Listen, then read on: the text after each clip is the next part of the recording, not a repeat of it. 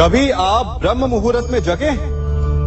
जगकर देखिए, संध्या होने के पश्चात जब रात्रि का अंधकार सारे संसार को धीरे धीरे अपने अंधकार में निगलने लगता है, तो यही अंधकार ब्रह्म मुहूर्त में भोर होने से ठीक पूर्व तनिक अधिक काला हो जाता है। कुछ समझे? हमारा जीवन भी कुछ ऐसा ही होता है। जब हमारे जीवन की समस्याएं अपने अंत पर होती है, तो यही समस्याएं एक भीषण रूप लेकर हमारे समक्ष प्रस्तुत हो जाती है और ऐसे परिस्थिति में अधिकतर लोग हार मान जाते हैं, भय खा जाते हैं। परंतु यदि आप हार न माने, भय न खाएं, दृढ़ रहें, निरंतर आगे बढ़ते रहें, तो प्रकाश के रूप में हमारा स्वागत करने के लिए सूर्य उदय सदा हमारे समक्ष प्रस्तुत रहेगा। आपने बरगद के वृक्ष को देखा है? जितना विशाल उतना दृढ़। पतझड़ में वो सूख जाते हैं, परंतु दुर्बल नहीं होते, टूटकर गिरते नहीं। और उसके विपरीत दलदल में उपजे वृक्षों को देखिए, वो दिखने में तो बड़े होते हैं, पतझड़ आए या शीत सदा हरे भरे होते हैं, परंतु इतने दुर्बल होते हैं कि जलधारा के हल्के से वेग से वो गिर जाते हैं। परंतु ऐसा क्यों होता है?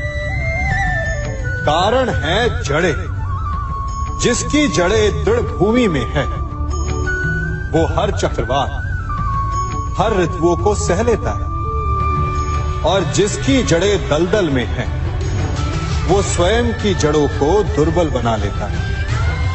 कुछ ऐसा ही मनुष्य भी होता है, जो अधर्म, कुकर्म और असत्य की धरा पर उपजा है।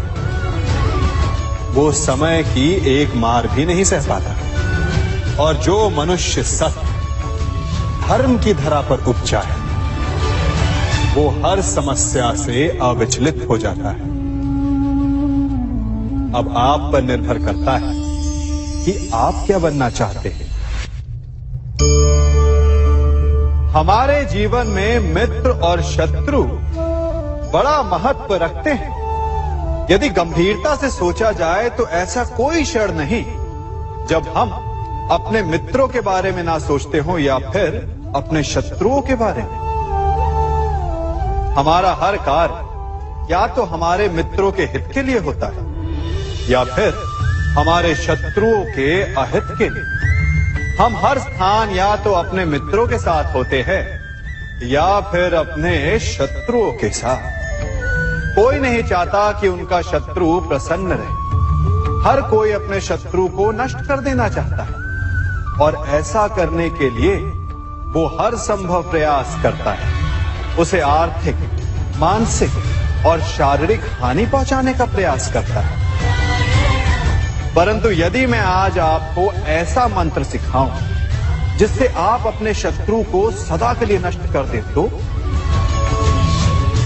और वो मंत्र है मित्र बनाना। अपने सभी शत्रुओं को अपना मित्र बना लीजिए और आपके सारे शत्रु स्वतः ही समाप्त हो जाएंगे। मैं क्या कर रहा हूं? मैं दिए प्रज्वलित कर रहा हूं ताकि अंधकार को मिटा सकूं। अब आप कहेंगे कि इसमें कौन सी बड़ी बात है ना? परंतु इसमें महत्वपूर्ण बात समझने के लिए यह है कि मैं क्या नहीं कर रहा हूं, और मैं अंधकार नहीं कर रहा हूं। क्योंकि अंधकार को मिटाने के लिए प्रकाश का अस्त्र तो उठाना ही पड़ता है। बुराई को बुराई से नहीं, अच्छाई से जीता जाता है। अन्याय को अन्याय से नहीं, न्याय से लड़ा जाता है। क्रोध को क्रोध से नहीं, क्षमा का साथ लेना होता है। ठीक उसी प्रकार एक लोहा लोहे को काटता है, परंतु एक ठंडा लोहा ही गर्म लोहे को काट सकता है। इसलिए यदि आपको अपने जीवन में विजयी होना है, तो अपने शस्त्रों को, अपने अस्त्रों को सोच समझ कर उठाइए, क्योंकि एक अनुचित सोच परिणाम पर भारी प्रभाव डाल सकती है। आप सब सोच रहे होंगे कि ये क्या मैं करने लगा। मैं इस पौधे को जड़ से उखाड़ रहा हूं। आश्चर्य हो रहा है ना कि एक पौधे को उखाड़ना या काटना ना केवल एक अपराध है अपितु पाप भी है। तो फिर मुझे ऐसा करने की क्या आवश्यकता पड़ गई? क्योंकि कई बार विनाश ही सृजन तक पहुंचाता है। यदि नया भवन बनाना हो तो पुराने भवन को गिराना पड़ता है। व्यवस्था को परिवर्तित करने के लिए क्रांति लानी पड़ती है। और उसी प्रकार यदि किसी वृक्ष या किसी पौधे की जड़ों में घुन लग जाए या उसका मूल सड़ जाए तो उसे जड़ से उखाड़ देना ही श्रेयस्कर होता है, ताकि उस स्थल पर नए पौधे उपज सके। युद्ध करना पर्याय नहीं, परंतु कभी कभी शांति के लिए युद्ध करना आवश्यक हो जाता है। संसार में सबसे श्रेष्ठ क्या है? फूल या कांटे, प्रेम या घृणा, संपन्नता या दरिद्रता, मित्र या शत्रु?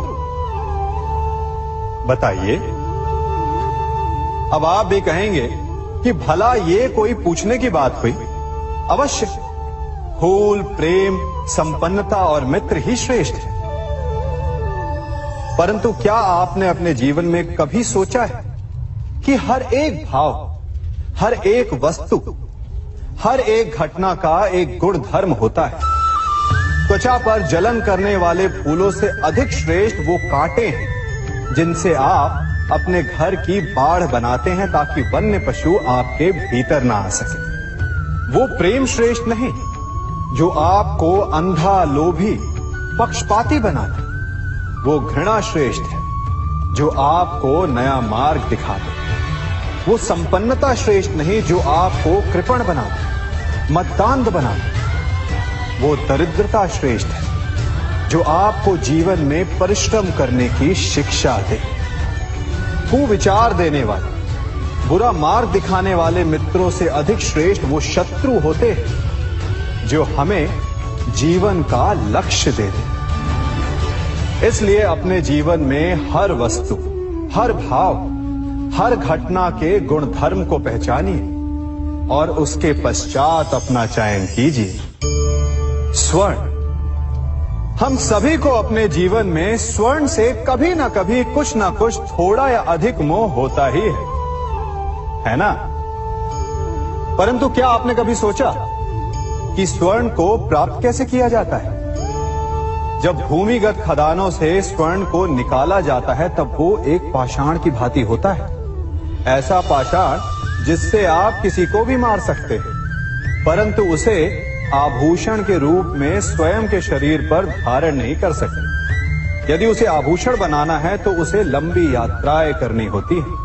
उस पाषाण को पिघलना होता है। सोनार के हथौड़ी की अनेकों चोटें खानी पड़ती है, फिर काट छाट और उसके पश्चात जाकर वो ऐसा आभूषण बनता है जो हमें वर्षों तक, सदियों तक लुभाता रहता है।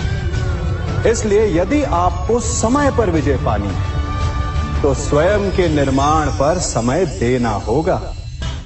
हम सभी सुनते आए कि जो वीर होता है, साहसी होता है, शौर्यवान होता है, उसके समक्ष सारा संसार झुकता है। वीर भोग्य वसुंधर। परंतु वीरता है क्या? शौर्य क्या है? साहस क्या है? साहस युद्ध नहीं, वीरता विजय नहीं, शौर्य कभी ना गिरना नहीं।